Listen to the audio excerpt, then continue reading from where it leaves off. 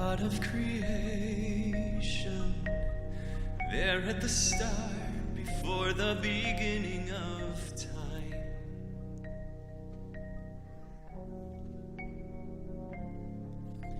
With no point of reference, you spoke to the dark and fleshed out the wonder of light.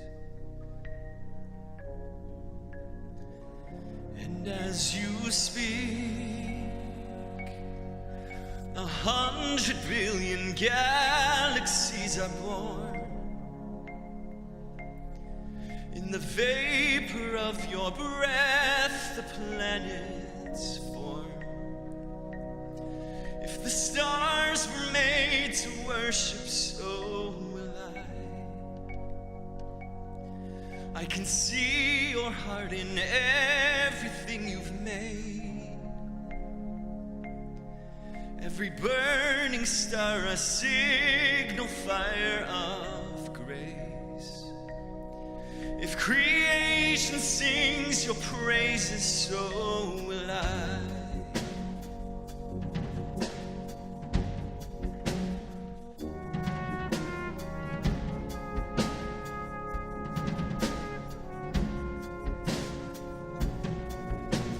God of your promise, you don't speak in vain, no syllable empty or void.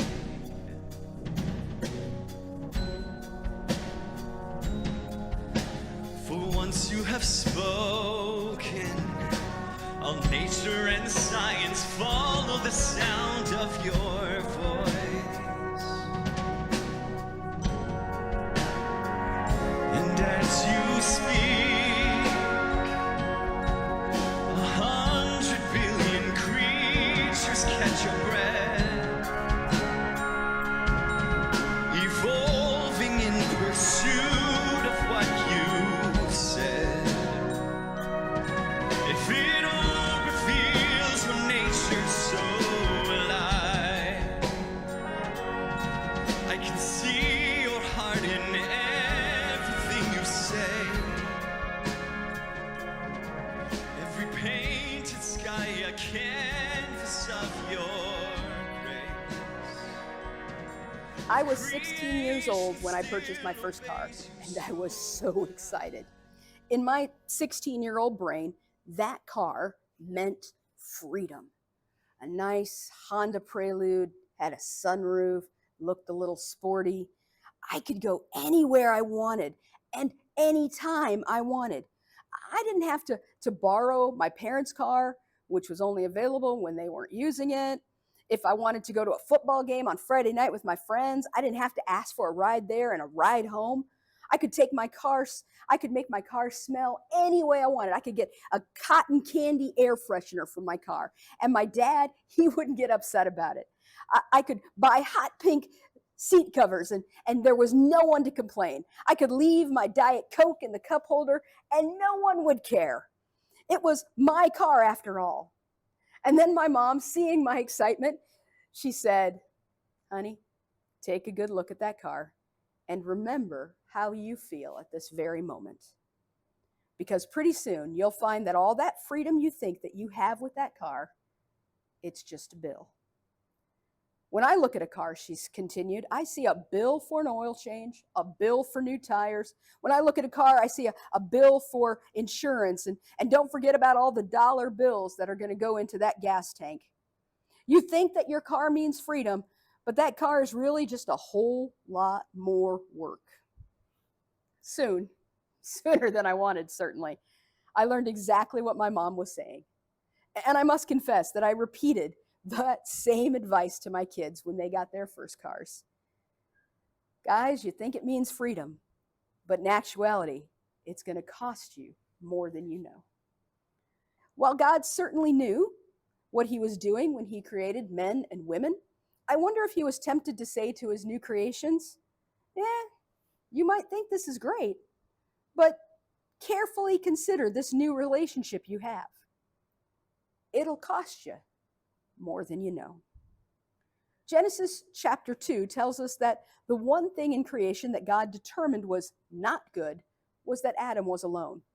According to Genesis 2:18, the Lord God said, "It is not good for the man to be alone. I will make a helper suitable for him." In creating a helper for Adam, God did something different. When God created Adam and the animals, the Bible tells us that God shaped them from the ground. That's not the way that Eve was formed. Continuing in Genesis chapter 2, verse 21 through 22. So the Lord God caused the man to fall into a deep sleep, and while he was sleeping, he took one of the man's ribs and then closed up the place with flesh. Then the Lord God made a woman from the rib he had taken out of the man, and he brought her to the man. The word which most English translations translate as rib, which we read here as rib, is almost never translated as rib in any of the other instances it is used in the Bible. It is almost always translated simply as side. You see, God could have reached down on the ground, picked up some dirt, and fashioned Eve out of the dust, as he had fashioned Adam, as he had fashioned all of the other creation. But instead, God took some of Adam, took Adam's side, and made Eve. And from the very beginning, God intended us each to be a significant part of one another. And not just a tiny little rib, but God designed it so that we would be of the same side. You know, our world loves to divide us. Boys from girls, men from women. When God specifically chose to create us one from the other and side by side. We have created division where none should exist. A few years ago, someone in New York City removed their bathroom mirror to investigate a cold draft, and they found the entrance to a whole other apartment. People think that maybe years ago, someone had divided the space into two apartments, and while one apartment was quickly renovated and made ready for a tenant, the other was left empty until funds could be put together to renovate the space. In the ensuing years, the unfinished apartment was simply forgotten. Now, it strikes me that in the church, there are people who are unused because walls of division have been erected. Just because someone fits into our mold or idea or who and what they ought to be, they are quickly put into service, while others are unused on the other side of a dividing wall. Listen to the words of God to Jeremiah. Before I formed you in the womb, I knew you. Before you were born, I set you apart and I appointed you as a prophet to the nations. God has a mission and a plan for every one of us, apart from the walls of separation that have been erected, not by God, but by the world. Not only are we not to be divided, God's plan for us was always to be united, to work together. The Salvation Army's Raise Your Voice booklet explains the word helper, or ezer in Hebrew, has led many to believe that the woman is an assistant to the male. The implication has been that she exists to serve man and is subject to his desires. Yet we find the same word ezer elsewhere in the Bible to describe God. For example, this beautiful line from Deuteronomy 33:26. There is no one like you, God, who rides on the heavens to help us. Ezer is used particularly to describe God being Israel's help in times of war. It is an empowering presence, says Hannah Thompson from the Junia Project. Would we describe our helper God as a subservient to us? Certainly not. Our God is a rescuer, powerful to save. This is the same word that is used to describe Eve. The first thing in the history of the world that God described as not good was Adam's loneliness. God's response wasn't a pet. God didn't say, well, here's a cat or a dog, even though cats and dogs are wonderful. God didn't give Adam a pet. God gave Adam a partner, a helper, someone who was powerful and capable in her own right.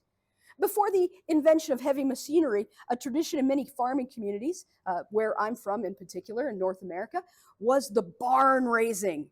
When a farmer needed a big barn built, they'd call their whole community together. And often in a single day, a pile of lumber would be built into a barn large enough to protect the farmer's livestock and equipment.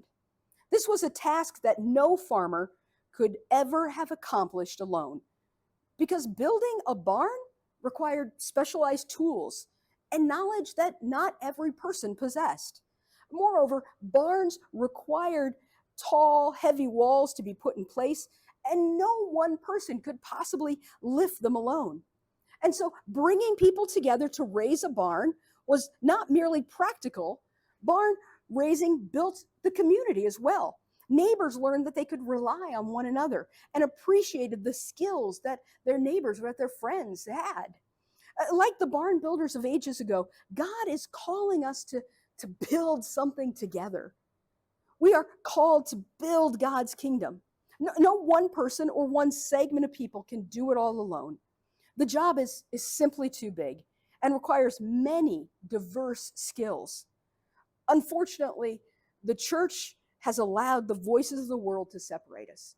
We've allowed the voices of the world to put us into categories of male and female, categories of nurturers and strong people, categories that we did not devise, that God, more importantly, did not devise for us.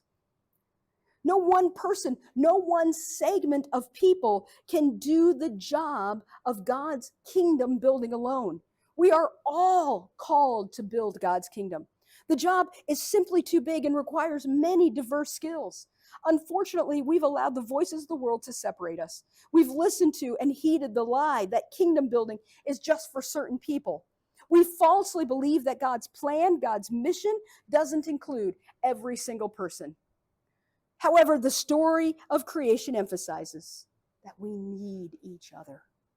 It teaches us that we were created to stand side by side in the building of God's kingdom, and that we are all created equal in God's eyes.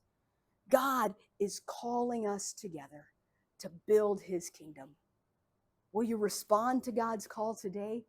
Will you call up your friends and neighbors and say, let's build something wonderful together? Lord bless you today.